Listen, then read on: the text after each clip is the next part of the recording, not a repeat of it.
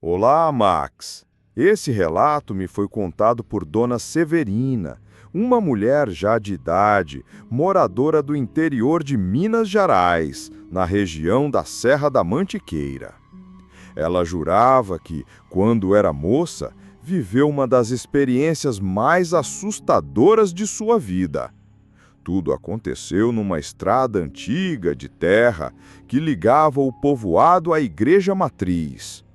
Essa estrada era conhecida por muitos como Estrada Velha, caminho de tropeiros, cortejos fúnebres e rezas que atravessaram gerações.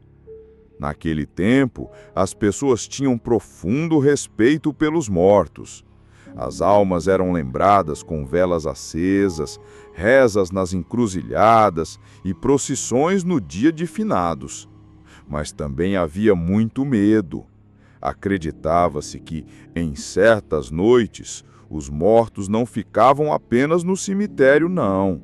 Eles caminhavam de volta pelo mesmo caminho que percorriam em vida. Foi assim que nasceu a fama da procissão das almas. Alguns a chamavam de procissão dos mortos, outros de procissão das almas penadas. Mas todos diziam a mesma coisa: quem cruzasse com ela nunca mais esquecia. Dona Severina sempre afirmava: Max, eu não ouvi falar não. Eu vi com meus próprios olhos aquela procissão passar. E se você tiver coragem, eu vou te contar. A vida na roça, Max, seguia um ritmo ditado pelo nascer e pôr do sol. Durante o dia tudo era trabalho: tirar leite, carpir roça, cuidar do quintal, rezar o terço em família. À noite, o breu cobria a estrada, iluminada apenas pela lua e pelo brilho das estrelas. A estrada velha era evitada depois do escurecer. Era um caminho de curvas fechadas, ladeado por matas densas e cercado de histórias de assombração. Antigos moradores juravam que ouviam cânticos baixinhos, como ladainhas, e que o ar gelava subitamente, mesmo nas noites mais quentes. Dona Severina contou que, certa vez, voltava de um batizado que se estendeu até tarde. Estava com duas primas e resolveram cortar caminho pela estrada velha. O medo existia, mas a pressa de chegar em casa falou mais alto. Enquanto caminhavam, tudo parecia normal. O som dos grilos, o vento sacudindo as folhas, o cheiro de mato molhado, até que, de repente, o silêncio tomou conta. Nem os grilos cantavam. O ar ficou frio e uma névoa branca começou a se formar no caminho. Foi nesse instante que elas ouviram um coro de vozes rezando baixo. Não era reza de gente viva, não. Era arrastada, compassada, como se viesse de muito longe e ao mesmo tempo estivesse logo atrás delas. As três mulheres pararam e olharam para trás. E lá vinha, Max, uma fila de pessoas vestidas de branco, cada uma segurando uma vela.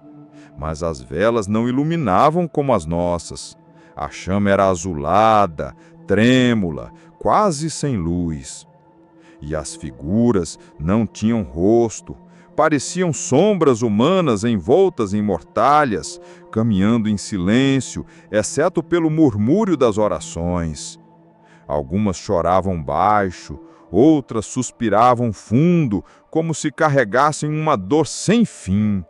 À frente havia um homem maior, como um padre, conduzindo a procissão com um crucifixo escuro nas mãos.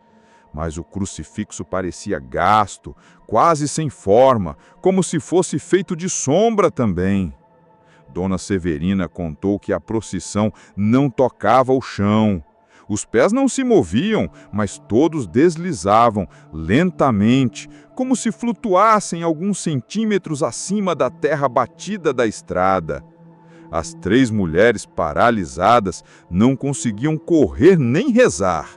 apenas observavam. Quando a procissão chegou perto delas, uma das almas parou. Era a figura de uma mulher que levantou o rosto encoberto e deixou ver apenas um vazio negro, profundo, sem olhos nem boca. Ela estendeu a vela para frente, como se oferecesse ou pedisse algo. Nesse instante, uma das primas de Severina, desesperada, soltou um grito. E foi como se toda a procissão tivesse parado para olhar. Um frio insuportável tomou conta do lugar. O vento cessou, o coro de vozes silenciou. Por alguns segundos, as três tiveram a sensação de que seriam arrastadas junto com os mortos. Então, a prima mais velha, num ato de coragem, tirou do bolso um rosário e começou a rezar alto, em voz firme. Ao som da oração, a procissão retomou o passo, deslizando lentamente até desaparecer na curva da estrada, levando consigo a névoa e o frio. As mulheres ficaram paradas, trêmulas, até que conseguiram correr de volta para casa. Na manhã seguinte, Dona Severina e as primas voltaram ao local com alguns parentes, para provar que não tinham sonhado. No meio da estrada, havia marcas no chão como se fossem riscos de cera derretida, em fileira, como se velas tivessem pingado ao longo de todo o caminho. O povoado ficou em alvoroço. Uns diziam que era aviso para não andar na estrada velha depois da Ave Maria. Outros garantiam que era a procissão das almas penadas, condenadas a repetir eternamente o cortejo fúnebre dos tempos antigos. Até hoje, moradores da região juram ouvir rezas baixas vindo da estrada em certas noites, principalmente no dia de finados. Muitos evitam passar por ali, mesmo de dia. Dona Severina, já idosa, sempre repetia o mesmo conselho. Max, se um dia você ouvir reza na beira da estrada, não olhe para trás, porque pode ser a procissão dos mortos. E se eles notarem que você os viu, talvez resolvam te levar junto. Esse foi o relato da procissão das almas na Estrada Velha, Max.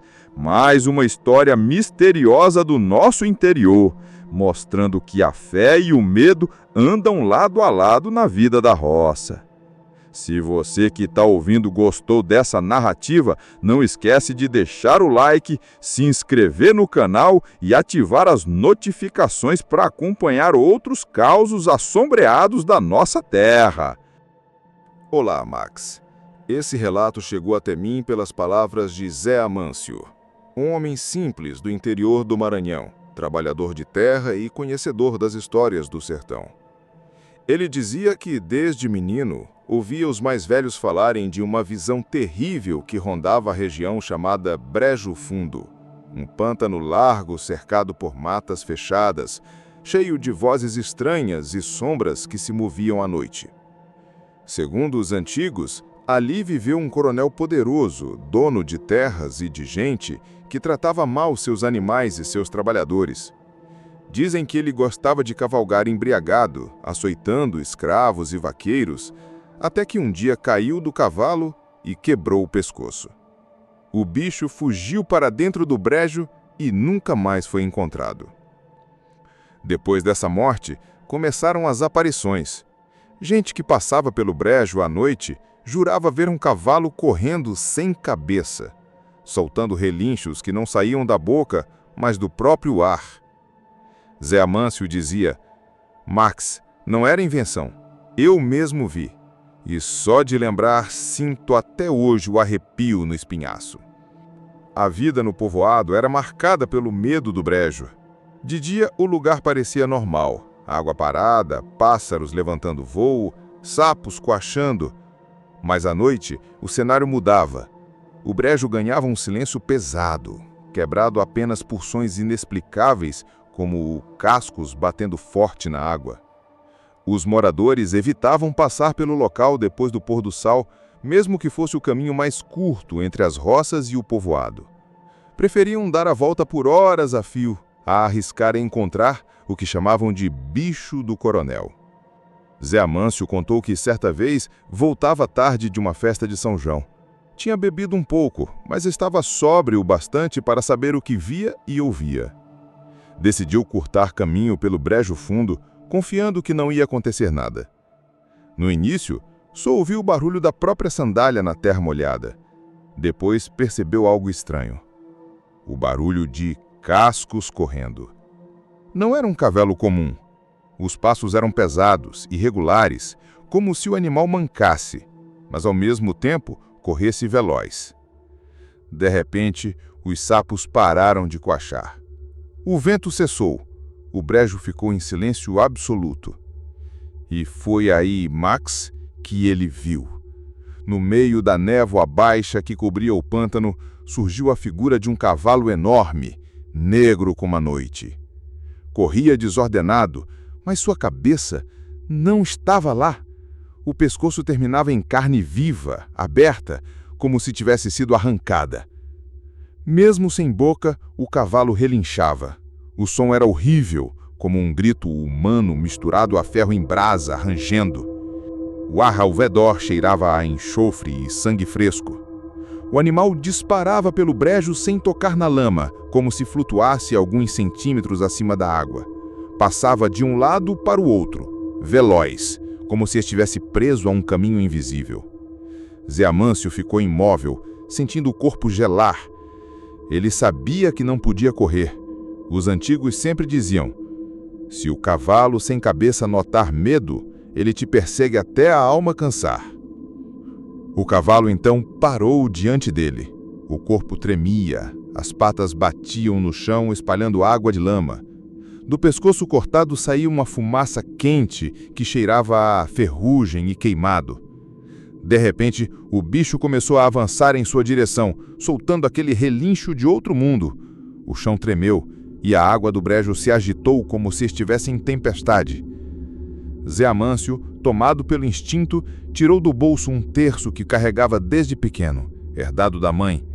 Levantou alto e começou a rezar em voz desesperada. O cavalo parou a poucos metros dele.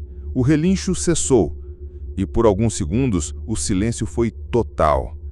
Então, como se tivesse sido empurrado por força invisível, o bicho girou e disparou novamente para dentro da névoa, sumindo de repente, como se nunca tivesse ali estado.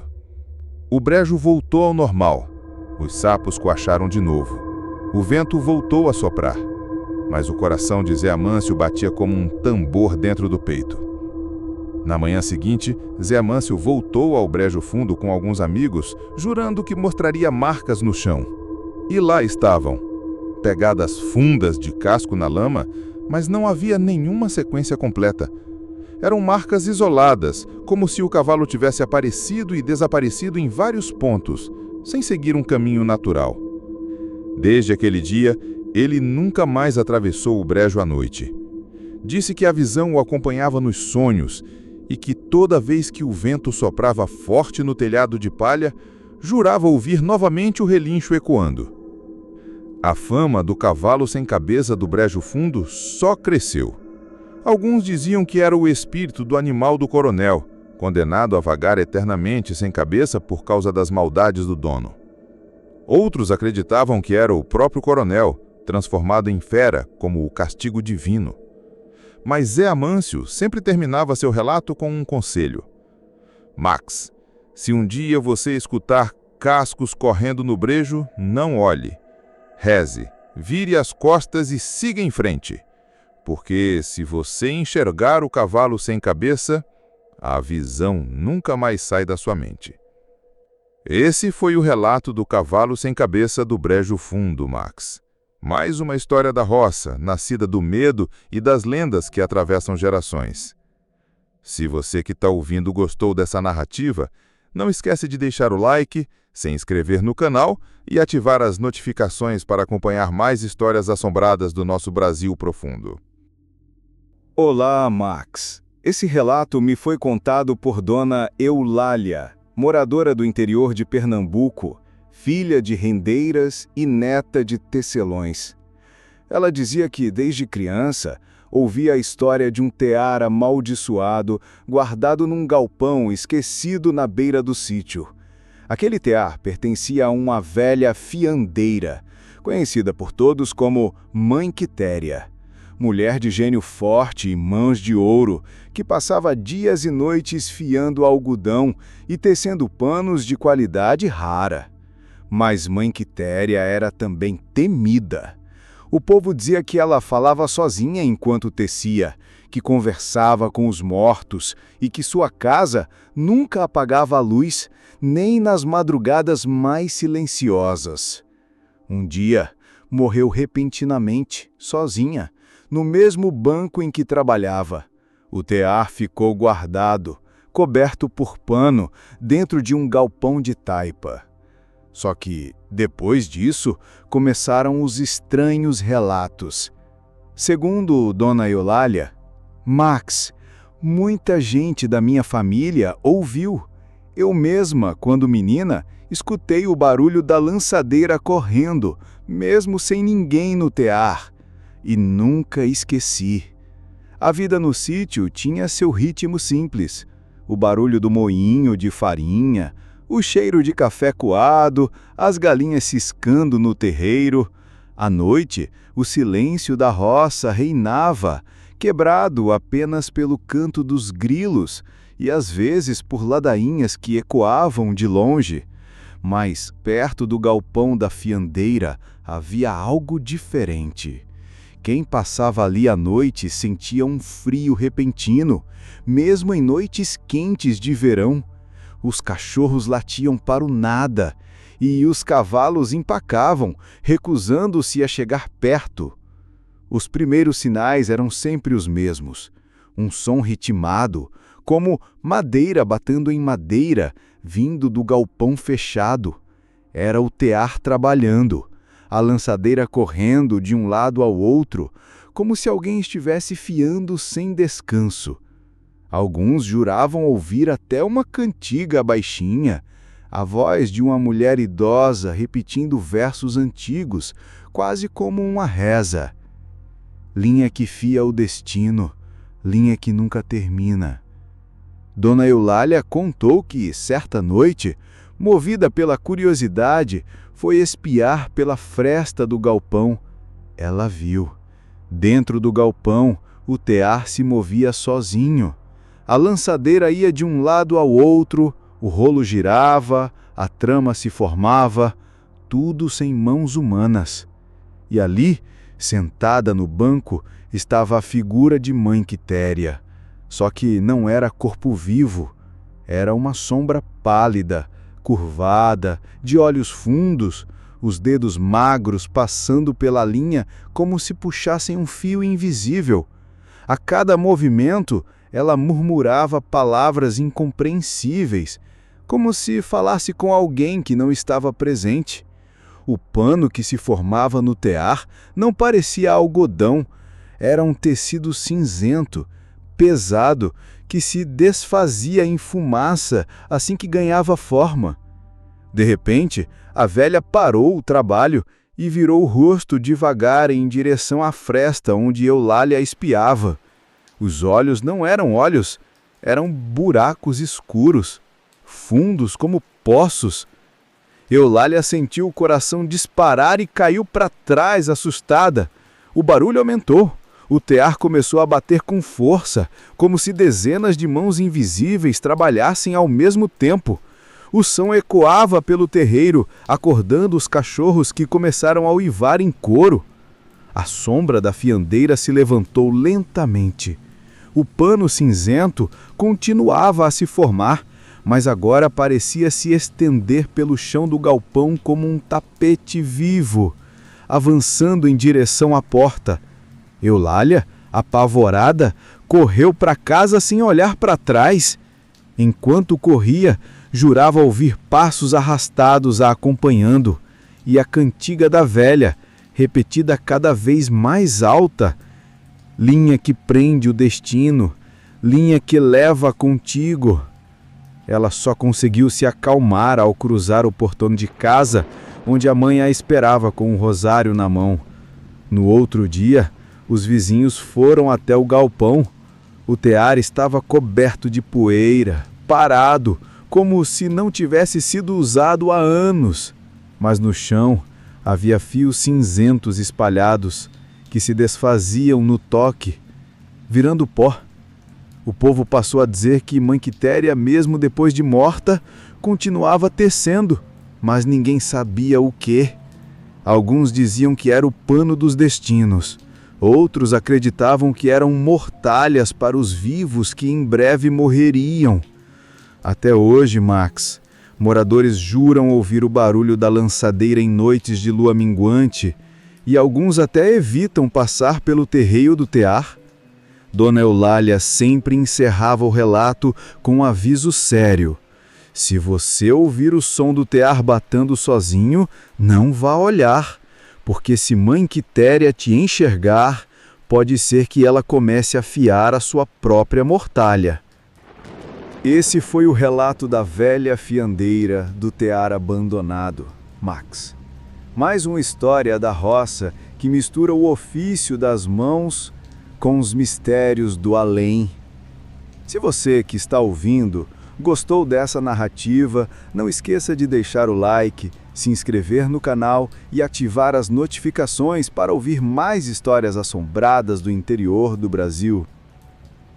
Olá, Max. Esse relato foi contado por seu Raimundo, agricultor do interior do Paraná, homem de fala mansa, mas que jurava nunca ter vivido nada tão estranho quanto o que vou te narrar agora. Ele dizia que a história do menino do chapéu de palha já circulava de boca em boca desde o tempo dos avós. Todo mundo conhecia, mas poucos tinham coragem de falar dela à noite com medo de atrair o chamado. Segundo os antigos, em certas plantações de milho, principalmente quando o mato crescia alto, aparecia um menino pequeno, sempre de chapéu de palha, descalço e sorridente. Parecia um caipirinha comum, filho de algum sitiante. Mas havia um detalhe perturbador. O rosto do menino nunca parecia de verdade. À primeira vista, parecia normal, mas quando a pessoa olhava direito, percebia que não havia olhos, nem boca, nem nariz, apenas uma sombra escura sem traços. Seu Raimundo dizia com firmeza: Max, eu vi esse menino e te digo, não era gente não. Era coisa ruim, coisa que vive no meio do milho para enganar os desavisados. A vida na roça, Max, girava em torno das plantações. O milho era parte do sustento, pamonha, canjica, fubá, tudo vinha dele. Por isso, os milharais eram respeitados como lugar sagrado, mas também temido. De dia, os campos eram barulhentos, cheios de passarinhos e vento batendo nas folhas secas. Mas à noite, os milharais se transformavam em verdadeiros labirintos. O barulho do vento parecia sussurro, e qualquer movimento de folha lembrava passos escondidos. Muitos sitiantes relatavam ouvir risadinhas infantis no meio do mato, sempre perto do milharal. Outras vezes, viam pegadas pequenas descalças na terra molhada que não levavam a lugar nenhum. Seu Raimundo contou que certa noite estava cuidando da lavoura quando viu o menino. Ele estava parado na beira do milharal, sorridente, o chapéu de palha cobrindo parte do rosto. "Ô menino, cadê teus pais? Tá perdido?" perguntou. O menino não respondeu, apenas virou e entrou no meio do milho, com passos leves, como se chamasse o homem para segui-lo. Movido pela curiosidade e um pouco pela preocupação de que fosse mesmo uma criança perdida, seu Raimundo entrou atrás dele. Logo percebeu que havia algo errado. O milho estava mais alto que o normal, formando um túnel fechado. A cada passo, o som do vento diminuía e o silêncio aumentava. O menino caminhava sempre alguns metros à frente, mas nunca se afastava demais. Parecia brincar de aparecer e desaparecer entre as fileiras de plantas. Até que, de repente, ele parou, virou-se devagar, levantou o rosto para a luz fraca da lua e foi então que seu Raimundo viu. Não havia rosto algum, apenas uma sombra negra onde deveriam estar os olhos, a boca e o nariz. O sorriso que parecia estar ali antes não passava de uma ilusão.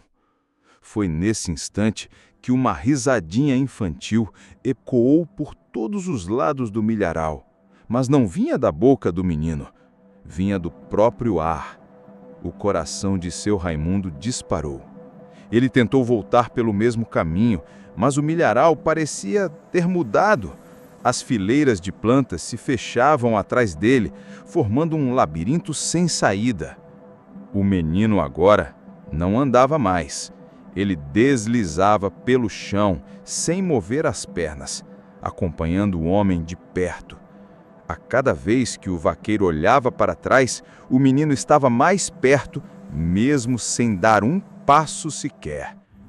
Até que, de repente, centenas de risadinhas infantis tomaram conta do lugar, vindas de todos os lados. O vento começou a soprar forte, sacudindo o milho como se fosse um mar revolto. Em desespero, seu Raimundo tirou do bolso um santinho de São Bento que carregava desde jovem e começou a rezar em voz alta. O menino parou. A sombra onde deveria estar o rosto se agitou como se fosse fumaça e depois simplesmente se desfez no ar junto com o som das risadas. O vento cessou e o milharal voltou ao silêncio. Seu Raimundo encontrou de repente a saída e correu até o terreiro de casa sem olhar para trás. Na manhã seguinte, voltou ao milharal com alguns vizinhos para provar que não tinha sonhado. Encontraram pegadas pequenas espalhadas pela terra, mas não havia sinal de nenhuma criança no povoado. O povo dizia que o menino do chapéu de palha era um espírito de encruzilhada, condenado a vagar pelos milharais, levando quem ousasse segui-lo para nunca mais voltar. Outros achavam que era a alma de uma criança morta em tempos antigos, que nunca recebeu oração. Até hoje, Max, moradores juram ouvir risadinhas perto das plantações, principalmente em noites de colheita. Muitos evitam atravessar o milharal depois do pôr do sol, com medo de encontrar aquele menino sem rosto. Seu Raimundo sempre terminava o relato com um aviso firme. Se você vê o menino de chapéu de palha sorrindo no milharal, não vá atrás, porque quando ele virar o rosto, pode ser que o que você veja seja a última coisa que a sua alma vai carregar. Esse foi o relato do menino do chapéu de palha, Max. Mais uma história assombrada da roça, mostrando como até a inocência pode se transformar em assombro nas noites do interior. Se você que está ouvindo gostou dessa narrativa, não esqueça de deixar o like, se inscrever no canal e ativar as notificações para acompanhar mais histórias sombrias do nosso Brasil profundo. Olá, Max. Esse relato foi compartilhado por Dona Marli, moradora do interior de Goiás, mulher de fé e coragem que jurava nunca ter tido medo da escuridão, até o dia em que entrou na tal Casa dos Gemidos. A casa ficava numa curva de estrada de terra, cercada por mato alto e árvores retorcidas. Era de adobe e madeira, com um telhado caído aos pedaços e janelas sempre abertas, mesmo quando o vento soprava forte. O povo dizia que ali, antigamente, morava uma família de roceiros que desapareceu, sem deixar rastros. Uns falavam em assassinato, outros em praga, outros em maldição de terras. O fato é que a casa ficou abandonada, mas nunca em silêncio. Segundo os moradores da região, todas as noites era possível ouvir gemidos longos e sofridos vindos de dentro dela. Não era grito, não era choro, eram gemidos de dor, como se alguém estivesse agonizando eternamente. Dona Marli contou que, ainda jovem, decidiu tirar a prova com alguns amigos. E foi então que descobriu que o que se dizia sobre aquela casa era muito mais do que simples boato. Na roça, a rotina era simples: cuidar do gado, do milho e do feijão, rezar o tércio ao cair da tarde e dormir cedo.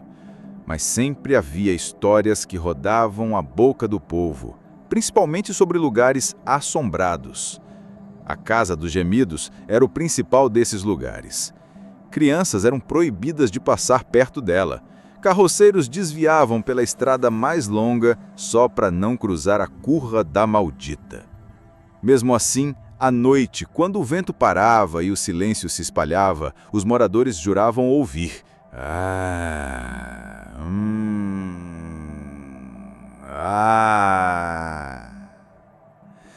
Gemidos que variavam entre suspiros de dor e choros abafados. Alguns diziam ser a alma de uma mulher, outros juravam que eram vozes de vários homens, como se mais de uma pessoa sofresse lá dentro. Dona Marli contou que, ainda jovem, resolveu tirar a prova com alguns amigos. E foi então que descobriu que o que se dizia sobre aquela casa era muito mais do que simples boato. Na roça, a rotina era simples: cuidar do gado, do milho e do feijão, rezar o tércio ao cair da tarde e dormir cedo. Mas sempre havia histórias que rodavam a boca do povo, principalmente sobre lugares assombrados.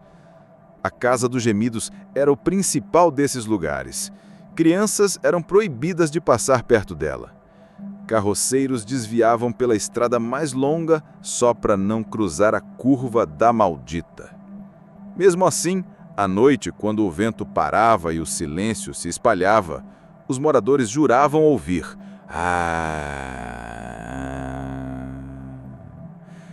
Gemidos que variavam entre suspiros de dor e choros abafados.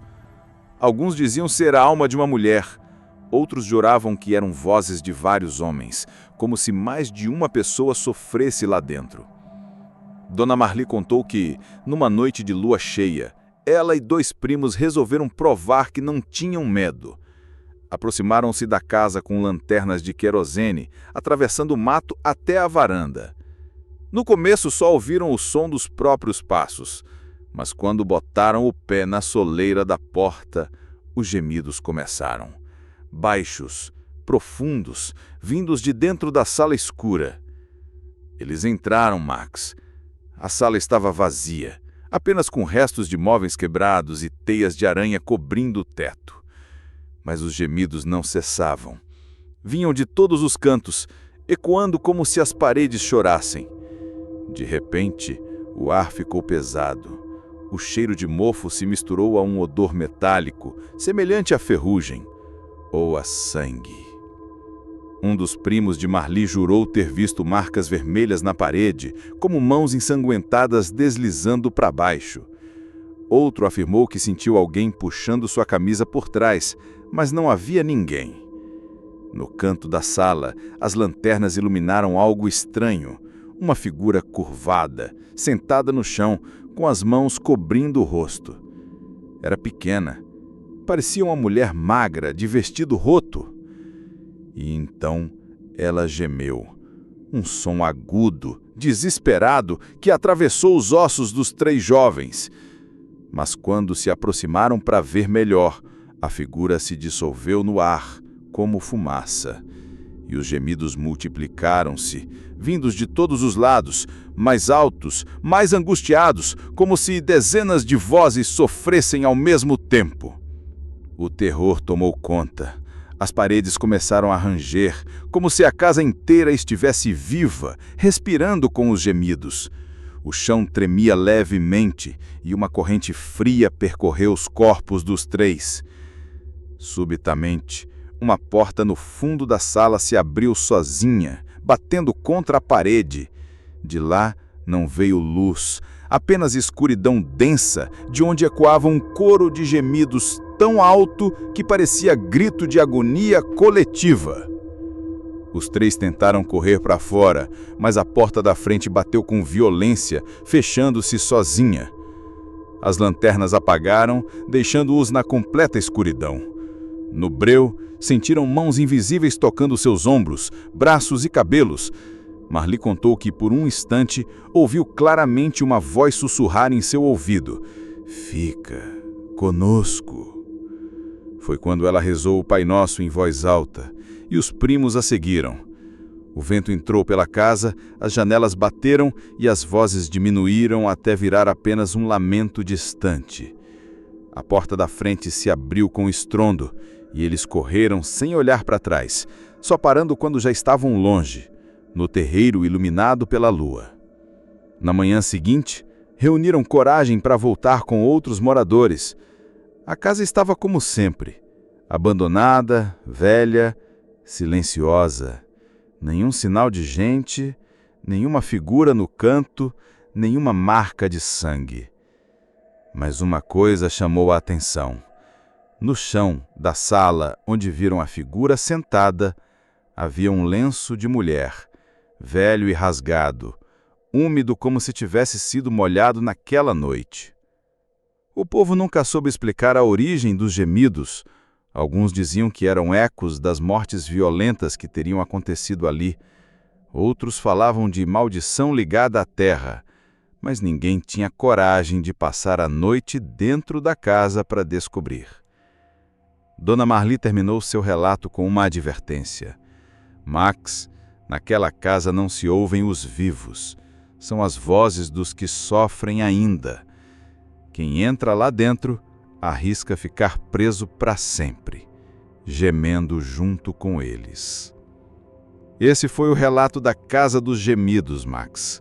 Uma lembrança assustadora das muitas moradas abandonadas que ainda guardam segredos nas estradas do Brasil rural.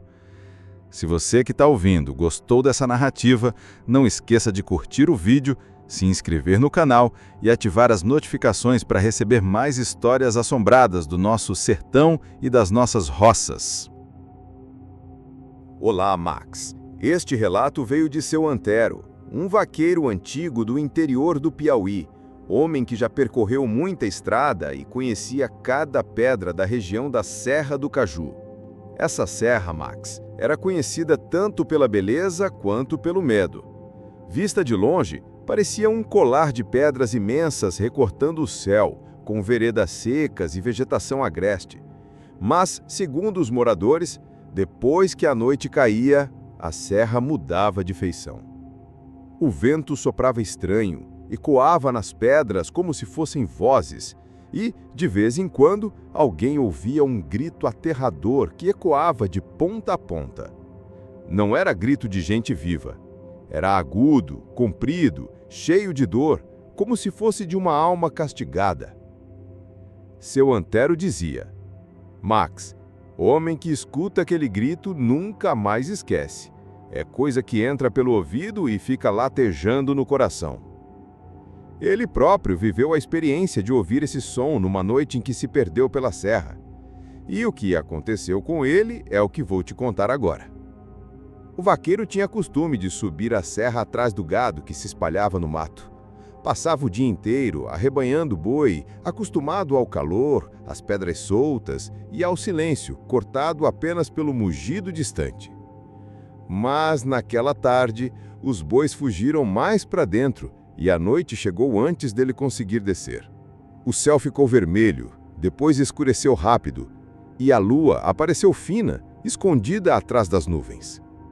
Seu Antero acendeu o lampião e resolveu descansar um pouco, esperando o luar clarear o caminho.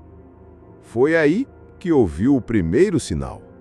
Um assobio, fraco, que parecia o vento entre as pedras, mas tinha ritmo, como se fosse um lamento humano.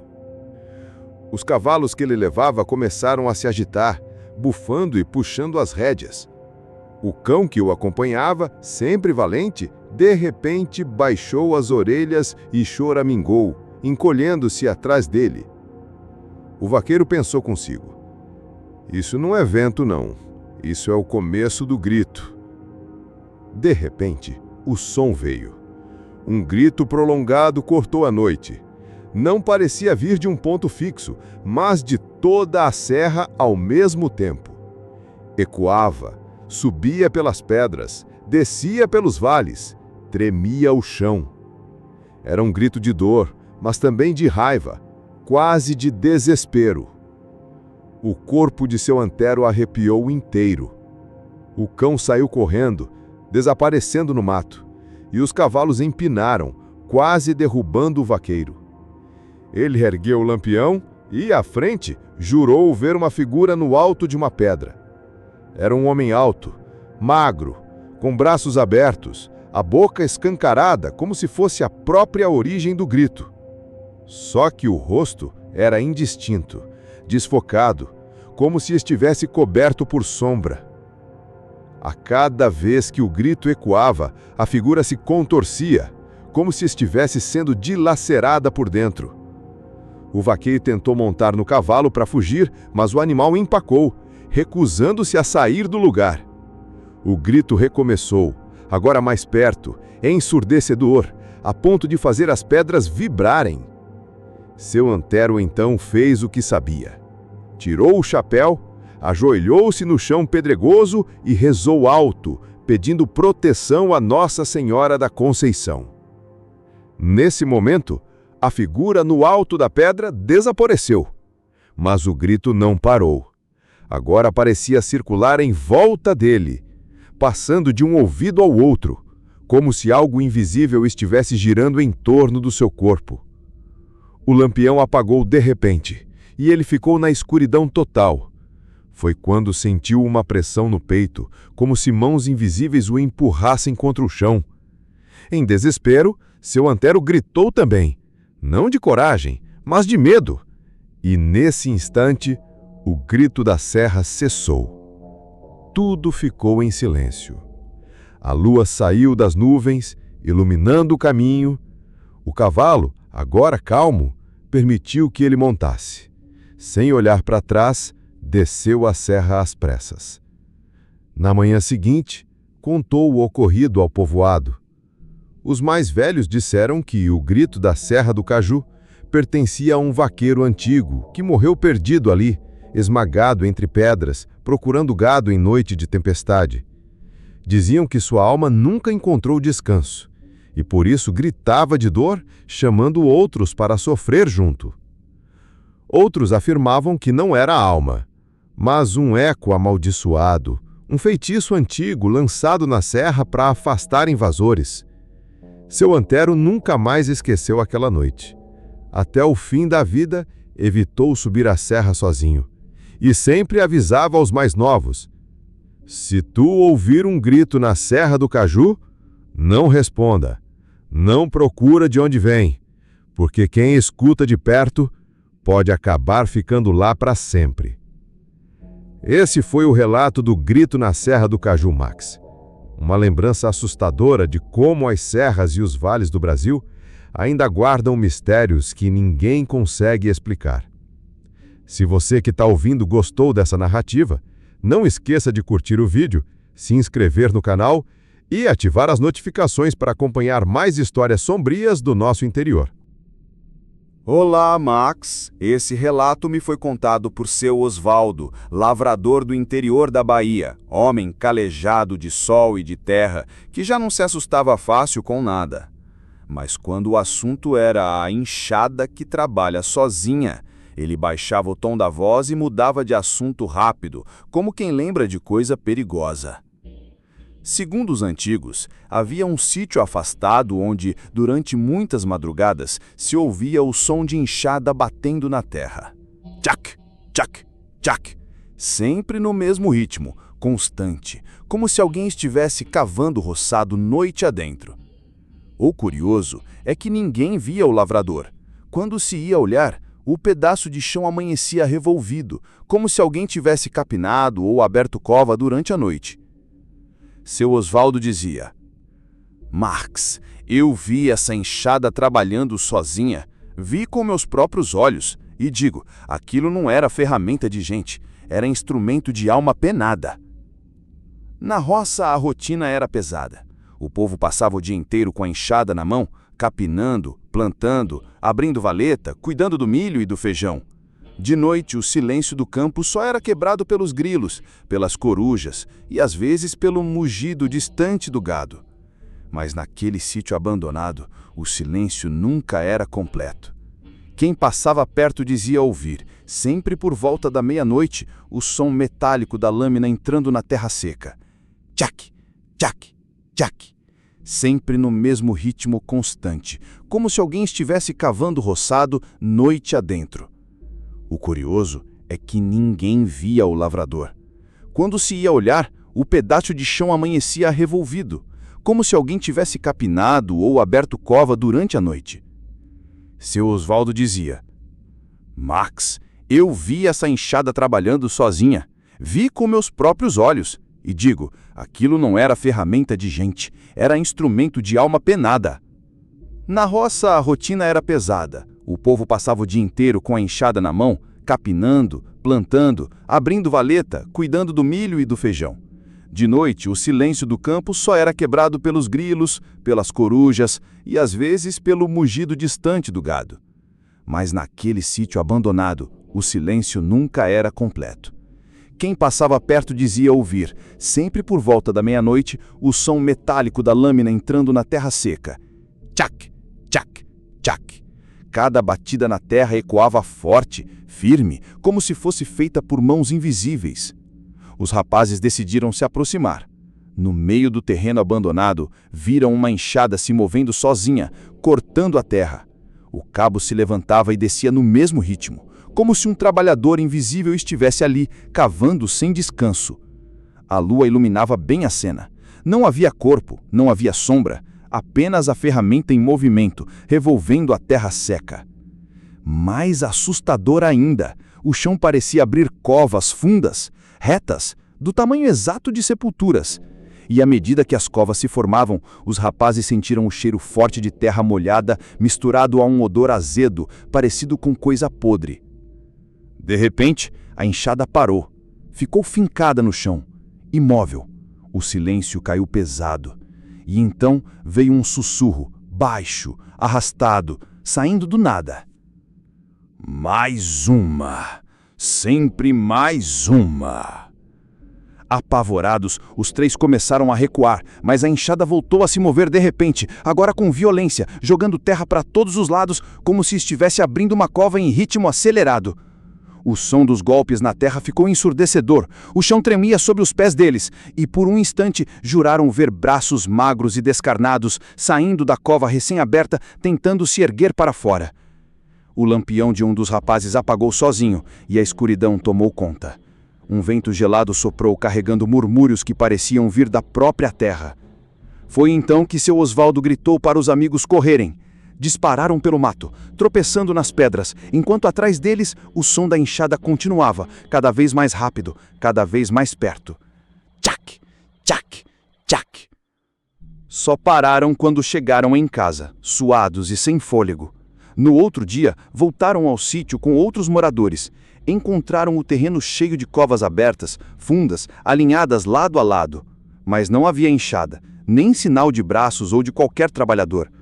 Os mais velhos disseram que aquilo era obra de um antigo lavrador que morreu trabalhando até cair morto no roçado. O homem, dizem, nunca aceitou o descanso eterno. Ficou condenado a capinar e cavar para sempre, noite após noite, sem fim. Outros juravam que não era lavrador coisa nenhuma, mas sim um aviso. Aquelas covas eram leitos de gente que ainda iria morrer na região. Seu Osvaldo sempre terminava o relato com um olhar sério e uma advertência. Se você escutar a enxada batendo sozinha no meio da noite, não vai ver, porque pode ser que ela esteja abrindo a sua cova. Esse foi o relato da enxada que trabalha sozinha, Max. Uma lembrança arrepiante de como até as ferramentas da roça podem carregar o peso da maldição e da morte. Se você que está ouvindo gostou dessa narrativa, não esqueça de curtir o vídeo, se inscrever no canal e ativar as notificações para acompanhar mais histórias sombrias do interior do Brasil. Olá, Max. Esse relato me foi contado por Dona Jacira, moradora antiga do interior de Minas Gerais. Mulher de fala tranquila, mas que sempre desviava os olhos quando falava sobre a moça do poço. Naquele vilarejo, todo o quintal tinha um poço d'água. Era costume da roça. Sem água encanada, as famílias dependiam daquelas construções de pedra profundas de onde se tirava a vida em baldes. Mas havia um poço em especial, no fim de uma fazenda abandonada, que ninguém ousava se aproximar depois do pôr do sol. O povo dizia que se você olhasse para dentro dele, podia haver um rosto sorridente de mulher refletido na água, mesmo que não fosse o seu. Esse sorriso, Max, não era bonito. Era largo demais, fixo demais e nunca combinava com os olhos, que pareciam tristes e fundos. Quem via aquele rosto acabava perturbado e alguns nunca mais foram os mesmos. Dona Jacira jurava ter visto e me contou em detalhes a noite em que quase caiu presa daquele sorriso. A rotina na fazenda era simples: tirar leite cedo, cuidar da horta, alimentar as galinhas e, quando o sol descia, buscar água no poço. Era tarefa corriqueira, mas carregada de histórias. As crianças eram advertidas a nunca brincar perto do poço da fazenda abandonada. Ouvia-se que de noite a água chamava, fazendo barulho de balde batendo mesmo sem ninguém por perto. Alguns viajantes relataram ter ouvido risadinhas femininas perto dali, vindas do fundo da terra, como se alguém conversasse escondido. Outros juravam que, ao puxar a corda, o balde vinha pesado, mas ao chegar à borda, estava vazio. Certa noite, na juventude, Jacira resolveu ir com uma amiga buscar água, por brincadeira e desafio. O luar iluminava o terreiro e as duas se aproximaram do poço proibido. Quando se inclinaram para olhar a água, foi aí que tudo começou. A superfície do poço refletia a lua e os rostos das duas moças. Mas, de repente, algo mudou. Ao lado do reflexo delas, apareceu o de uma terceira mulher. Era jovem, de cabelos longos e molhados, a pele muito clara e um sorriso enorme, quase desproporcional ao rosto. Os dentes apareciam todos, brilhando no escuro. A amiga de Jacira recuou assustada, mas Jacira ficou paralisada, hipnotizada. O sorriso parecia puxá-la, como se a convidasse a mergulhar. E então, Max, o reflexo mexeu-se sozinho. A moça do poço piscou devagar, inclinou a cabeça e abriu ainda mais o sorriso, como se estivesse zombando. De dentro da água veio um sussurro arrastado: "Vem, vem comigo." A água começou a ondular e o balde desceu sozinho, como se puxado por mãos invisíveis. Jacira contou que sentiu as pernas tremerem, o corpo inteiro parecia inclinar para frente, como se algo puxasse sua alma para dentro do poço. De repente, uma mão fria e úmida segurou o seu braço. Ela olhou e viu a própria amiga tentando segurá-la, mas jura que por um instante não era a amiga, era a mesma moça do poço, sorridente, segurando-a e puxando-a para baixo. Ela gritou e a amiga puxou com força para trás. O balde bateu com estrondo contra as pedras e o reflexo desapareceu, deixando só a água escura e parada. As duas correram desesperadas até em casa, sem olhar para trás. Durante dias, Jacira sonhou com aquele sorriso. Via a moça de cabelos molhados nos sonhos, sempre repetindo o chamado: "Vem, vem comigo." O povoado inteiro já conhecia a lenda. Diziam que antigamente uma moça havia se jogado naquele poço por amor não correspondido, e desde então sua alma permanecia ali, chamando outros para acompanhá-la. Outros acreditavam que não era uma alma, mas um espírito enganador que tomava a forma de mulher para atrair os vivos. O fato é que, depois daquela noite, Jacira nunca mais chegou perto do poço. Com o tempo, a fazenda caiu de vez, o mato tomou conta e o poço acabou sendo tampado com pedras. Mas, segundo ela, às vezes, em noites de lua cheia, ainda se ouve risadas baixas vindo de lá, como se alguém sorrisse escondido sob a terra.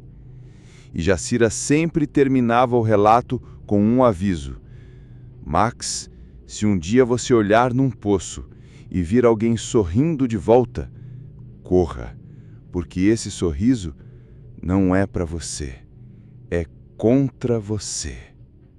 Esse foi o relato da moça do poço, Max. Mais uma história assombrada da roça, mostrando que até as águas que nos dão vida podem esconder convites da morte. Se você que está ouvindo gostou dessa narrativa, não esqueça de curtir o vídeo, se inscrever no canal e ativar as notificações para acompanhar mais histórias sombrias do interior do Brasil.